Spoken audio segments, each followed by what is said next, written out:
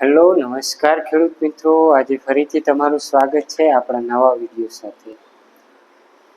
આજે આપણે વાત કરવાના છીએ આઈ ખેડૂત પોર્ટલ ઉપર જે યોજનાઓ ચાલે છે એની અંદર ખેડૂતો માટે કઈ કઈ યોજનાઓ, અત્યારે હું બધી યોજનાઓની વાત નથી કરતો, પણ જે તમને લાગુ પડે છે અત્યારે જે ફોર્મ તમે ભરાવી શકો છો એ તમામ યોજનાઓ વિશે હું થોડી ચર્ચા કરીશ। અને આ ચર્ચામાં તમને હું સાદી ભાષામાં સમજાવીશ એટલે તમને પણ ખ્યાલ આવશે। તો મિત્રો, વિડીયો વધુ લાંબો ના બની જાય એના માટે આપણે થોડીક તમને પર્સનલ ડિટેલની વાત પાછળથી કરીશું। તો મિત્રો, આપણે આ ખેડૂત પોર્ટલ ઉપર હમણાં ઘણી બધી અરજીઓ ચાલે છે અને તમને ખબર હશે એમાં ખેતીવાડી અને પશુપાલન અને બાગાયત આ ત્રણ વિભાગોમાં જે ભરતી ચાલે છે અરજી ચાલે છે એ વિશે હું તમને થોડી માહિતી આપીશ। તો મિત્રો, આપણે ટ્રેક્ટરની વાત કરીએ તો ટ્રેક્ટરમાં 20 PTO HP થી લઈ અને 40 PTO HP સુધીના જે ટ્રેક્ટરો છે તેમાં મળવાપાત્ર સહાય કેટલી હશે? તો કે 20 HP થી કરી અને 60 PTO HP હોર્સ પાવર સુધીના મોડલ માટે ખર્ચના 25% અથવા 1 લાખની મર્યાદામાં બેમાંથી જે ઓછું હશે તે આપવામાં આવશે। મિત્રો, હવે ખેતીવાડીની બીજી વાત કરું તો પાક સંગ્રહ સ્ટ્રક્ચર એટલે કે ગોડાઉનમાં જે લોકોને ફોર્મ ભરવાના છે, જે પાક સંગ્રહ કરવા માટે જે ગોડાઉન તમારે બનાવવા છે એના માટે કેટલી સહાય મળે છે? તો એમાં કુલ ખર્ચના 50% અથવા 1 લાખ બેમાંથી જે ઓછું હશે તે। એના પછી ખેતીવાડીની ત્રીજી યોજના છે પ્લાવ તમામ પ્રકારના। જે પ્લાવમાં જે પણ સાધન આવે છે તમામ પ્રકારના એની ઉપર પણ સહાય મળે છે। તો એમાં કેટલું મળવાપાત્ર સહાય છે તે હું તમને જણાવીશ। એમાં મળવાપાત્ર સહાય 17,600 થી રૂપિયા 1,25,000 અને એ પ્લાવ કંપનીના માન્ય મોડલ પ્રમાણે હોવા જોઈએ। એના પછી આપણે ખેતીવાડીની ચોથી યોજના પોટેટો પ્લાન્ટર એટલે કે બટાકાનું પ્લેન્ડર। તો એમાં કેટલી સહાય મળશે? સહાય ધોરણ ₹26,400 થી લઈ અને ₹75,000 સુધી મળવાપાત્ર છે। એમાં પણ માન્ય કંપનીના મોડલ હોવા જરૂરી છે। હવે રહી વાત ખેતીવાડીની પાંચમી, જેમાં છે તારની વાડ, ફેન્સી તારની વાડ આપણે જે ખેતરની ફરતે બનાવતા હોઈએ છીએ એના માટે। તો એમાં કેટલી સહાય મળશે અને કઈ રીતે મળશે? તો તાર ફેન્સિંગ બનાવવા માટે ઓછામાં ઓછી તમારી જોડે 2 હેક્ટર વિસ્તાર માટે તારની વાડ બનાવવા માટે સહાય આપવામાં આવે છે। એટલે કે ઓછામાં ઓછું તમારી જોડે 2 હેક્ટર જમીન હોવી જરૂરી છે। તો 2 મીટર દીઠ ₹200 અથવા ખરેખર થનાર ખર્ચ પાછળ 50% બેમાંથી જે ઓછું હશે એ આપવામાં આવશે। એટલે કે મીટર દીઠ તમને ₹200 આપવામાં આવે છે।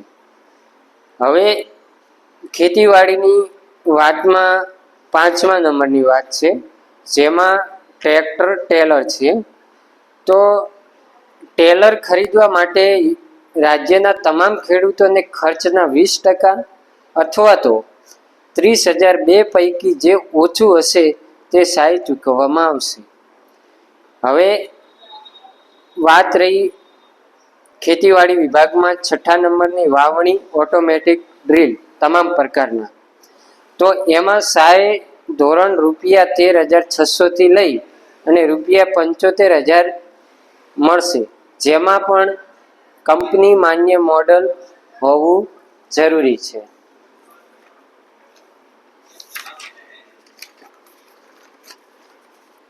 હવે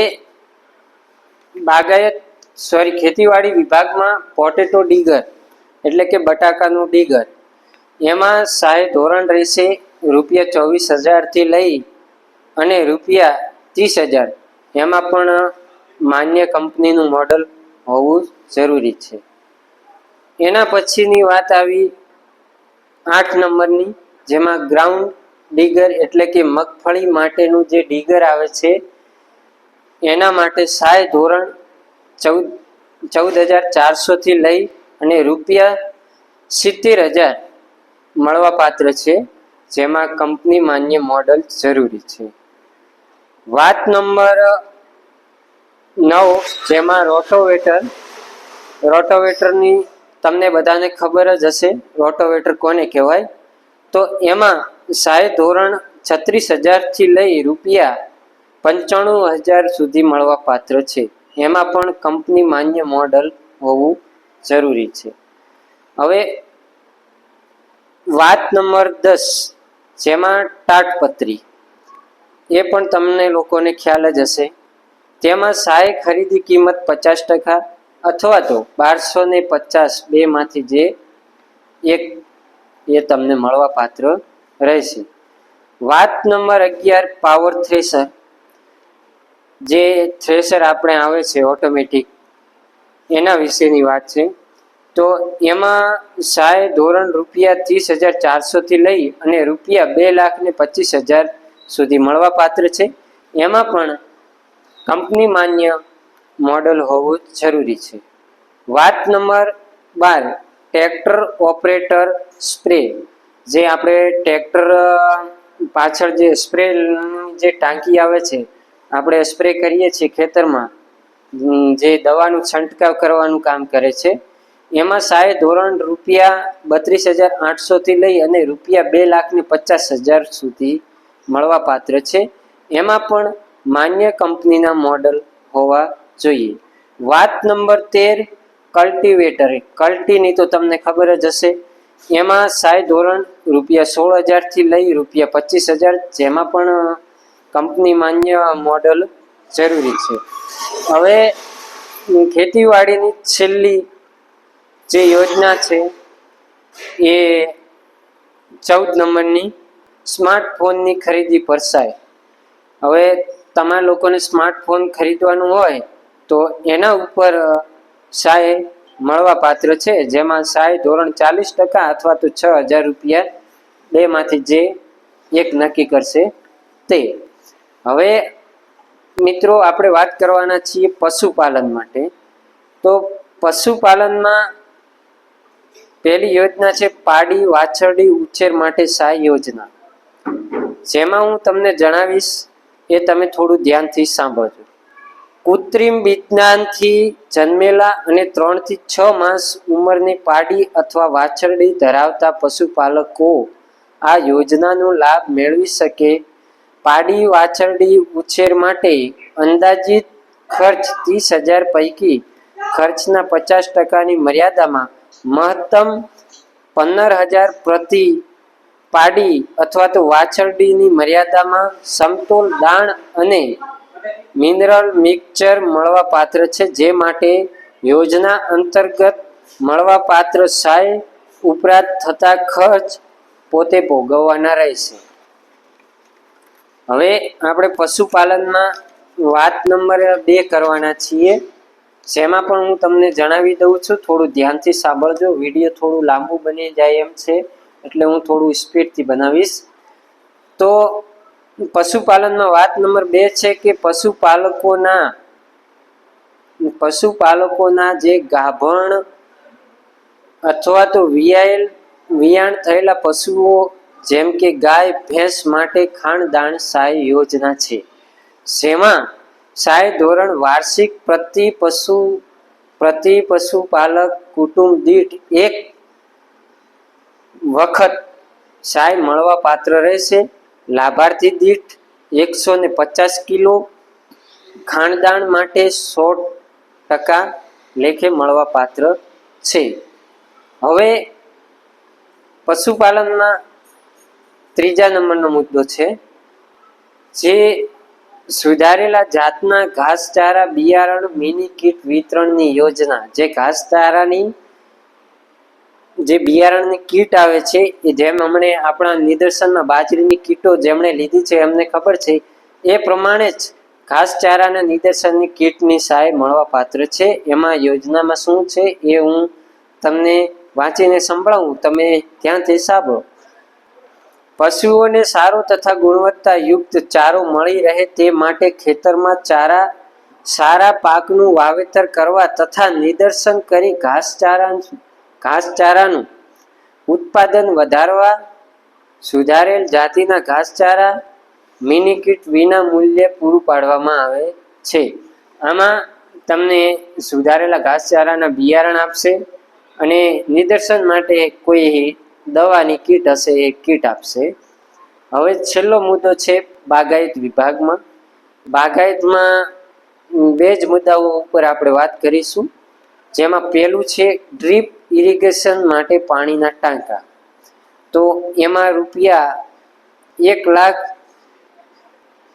સામાન્ય ખેડૂતો માટે 50%, મહત્તમ રૂપિયા 50,000ની સહાય મળવા પાત્ર છે. હવે બાગાયત વિભાગમાં વાત નંબર 2, મલ્ચિંગ આચ્છાદન. મલ્ચિંગ એમાં હું તમને જણાવી દઉં, મલ્ચિંગમાં ગુવાર છે, ટમેટા છે, મરચી છે, ભીંડા છે, વેલાવાળી શાકભાજી છે, આ તમામનો સમાવેશ થાય છે. એમાં મહત્તમ એકમ ખર્ચ રૂપિયા 0.40 લાખ પ્રતિ હેક્ટર પ્રમાણે, સામાન્ય વિસ્તારમાં ખર્ચના 50% પ્રમાણે સહાય મહત્તમ 40,000 રૂપિયા પ્રતિ હેક્ટર દીઠ આપવામાં આવે છે. જેમાં તમારે મેં તમને કીધું એમ ગુવાર, ટમેટા, લીલા મરચા અને વેલાવાળા શાકભાજીનો સમાવેશ થાય છે. અને આપણે જે ડ્રીપ ઇરિગેશન માટે પાણીના ટાંકાની વાત કરી હતી એમાં આપણે ટપકનું કોટેશન પહેલા જરૂરી છે. ફોર્મ ભરતી વખતે આપણે ટપકનું કોટેશન જરૂરી છે. તો મિત્રો, આપણે જે મુદ્દાઓ ઉપર વાત કરી છે એ કોઈ ખેતીવાડીના કે પશુપાલનના કે બાગાયત વિભાગના ટોટલ મુદ્દાઓ ઉપર વાત નથી કરી.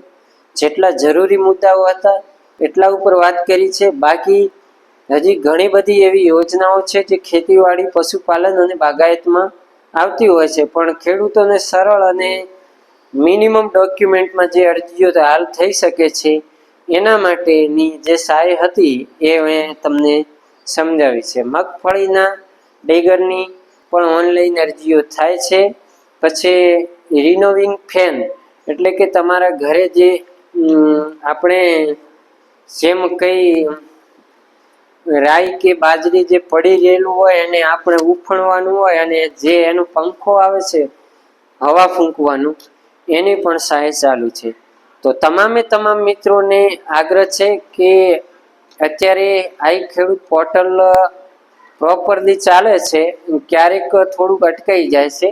તો જે લોકો ફોર્મ ભરવામાં હજી સુધી બાકી છે એ તમામ મિત્રોને વિનંતી છે કે તાત્કાલિક ધોરણે તમારા ડોક્યુમેન્ટ વોટ્સઅપ અથવા તો તમે રૂબરૂ અમારી ઓફિસે લાખણી અર્બુદા શોપિંગની અંદર આપણે બેંક ઓફ બરોડાની બાજુમાં અને એક્ઝેક્ટ દેના ગ્રામીણ બેંકની એક્ઝેક્ટ પાછળ આપણી Tulsi RTO and online money ટ્રાન્સફરની ઓફિસ આવેલી છે.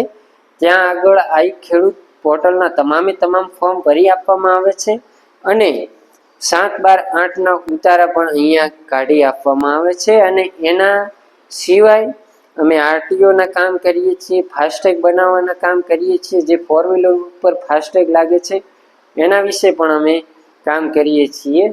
અને આરટીઓમાં આપણે નામે ટ્રાન્સફર, પીયુસી, વીમાનું તમામ પ્રકારનું કામ કરીએ છીએ. વીમાનું 4 વ્હીલર, 2 વ્હીલર, કોમર્શિયલ વ્હીકલ કે કોઈ અન્ય સાધન હોય એમાં પણ અમે વીમાનું કામ કરી આપીએ છીએ. લાઈફનો વીમો હોય, હેલ્થનો વીમો હોય, એલઆઈસીનો વીમો હોય, એલઆઈસીનું પ્રીમિયમ હોય, કે મોબાઈલ રિચાર્જ હોય, ડીટીએચ રિચાર્જ હોય, કે પછી વીજળી બિલ હોય, કે ઘર મીટર હોય, કોઈ પણ પ્રકારનું કામ હોય ઓનલાઈનને લગતું કે ટીવી રિચાર્જને લગતું કોઈ પણ પ્રકારનું કામ હોય, તમામ કામ એક જ જગ્યાએ તમને મળી રહેશે.